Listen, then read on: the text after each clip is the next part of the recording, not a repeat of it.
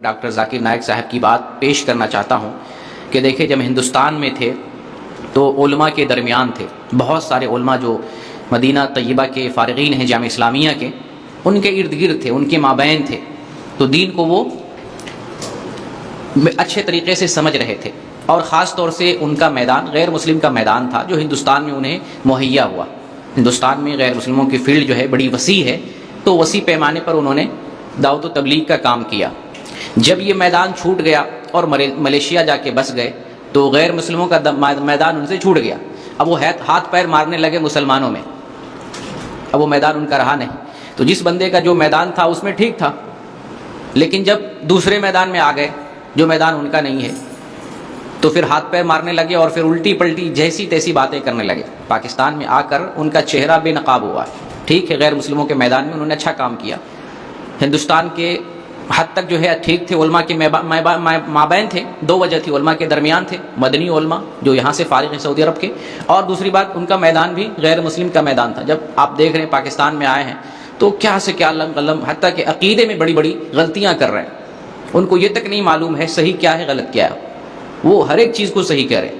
ایک فلسفہ دے رہے ہیں کہ اپنا نام مسلمان رکھو اور یہ کہو کہ میں بھی ٹھیک ہوں، تم بھی ٹھیک ہو، سب ٹھیک ہے۔ تو اس کا مطلب جو جدھر کچھ کر رہا ہے سب ٹھیک ہے، جیسے نماز پڑھو، جیسے روزہ رکھو، جیسے دین پہ چلو، جو کچھ بھی کرو، شرک کرو تو بھی ٹھیک ہے، بدعت کرو تو بھی ٹھیک ہے۔ کسی بندے نے پوچھا کہ پاکستان میں باباؤں کو رب بنایا جاتا ہے، تو وہ کہتے ہیں کہ نہیں ایسا تو کوئی نہیں ہے، میرے علم میں ایسا کوئی نہیں ہے، جبکہ بڑے بڑے مزارات چل رہے ہیں، بڑی بڑی فیکٹری چل رہی ہے، شرک کی فیکٹری چل رہی ہے، اور وہ درجہ جو درجہ اللہ کا ہے وہ درجہ لوگوں نے باباؤں کو دے رکھا ہے، اور وہ کہتے نہیں مجھے پتہ ہی نہیں۔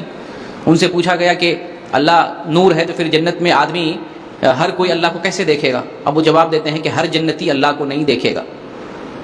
یہ عقیدے کی بہت بڑی غلطی ہے، اس بنیاد پر ان کو اسلام سے خارج کیا جا سکتا ہے۔ یہ عقیدے کا مسئلہ ہے، ہر جنتی اللہ کو دیکھے گا، یہ جنت کی سب سے بڑی نعمت ہے۔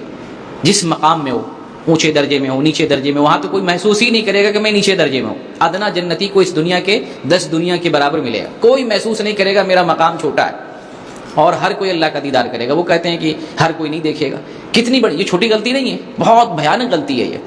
تو یہ غلطی کہاں پیدا ہوئی کہ انہوں نے اپنا فن چھوڑ دیا، اپنا میدان چھوڑ دیا، علماء کے درمیان وہ خود بھی نہیں ہے۔ تو جو دین بغیر عالم کو سمجھے، ٹھیک ہے آپ نے بائبل سمجھ لیا، بغیر عالم کی ضرورت تھی، آپ نے گیتا بھگوت گیتا یہ سب سمجھ لیا، لیکن قرآن اور حدیث کو سمجھنے کے لیے عالم چاہیے۔